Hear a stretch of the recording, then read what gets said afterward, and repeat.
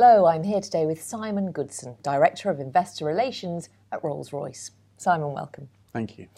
Now, your results have signalled a pause in growth in 2014. Why? Well, fundamentally, it's because of a significant decline, 15 to 20% down in our defence aerospace business.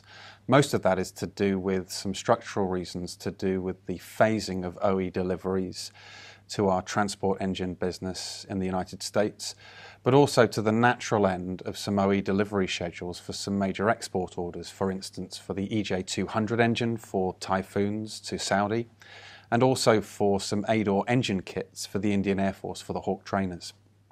So what are the technology areas that you are focusing on for the business?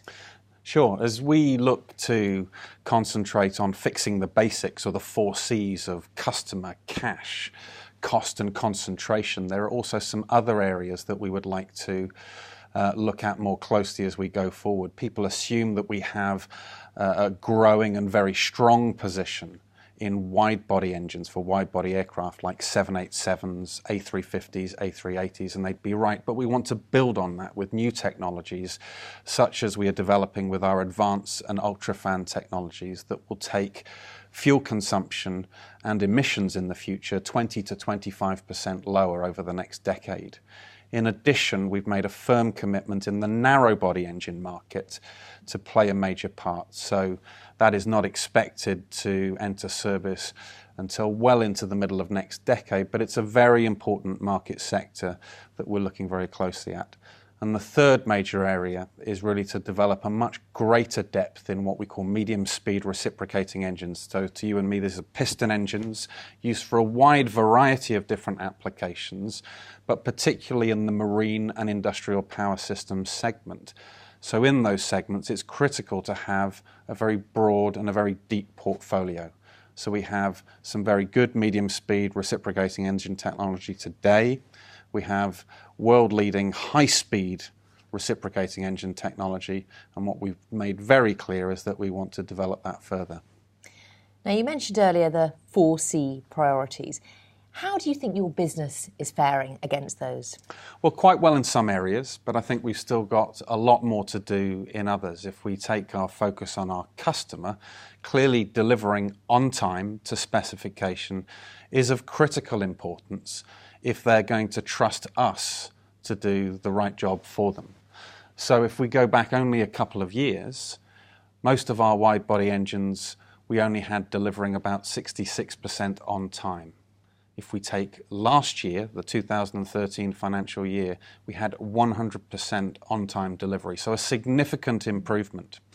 Other areas like cash and cost, we've improved, particularly around inventory. So cash has improved, but we have a lot more to do on cost. Concentration is simply about deciding where we grow and where we choose not to grow. And we've made some important decisions during the year to sell some businesses and buy others.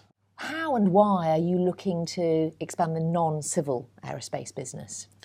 Well, we certainly need greater depth in medium-speed reciprocating engines. And we have a number of options open to us, both organic and inorganic.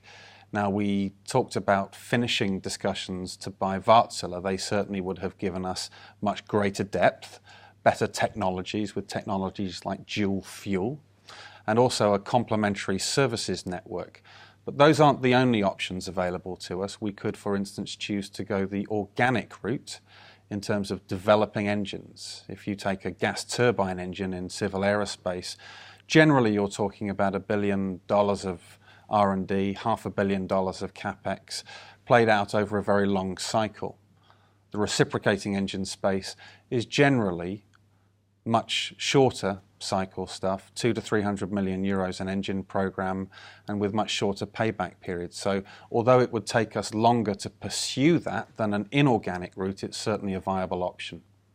Simon, thank you very much for joining us today. Thank you. If you'd like any more information, please do visit the Edison website.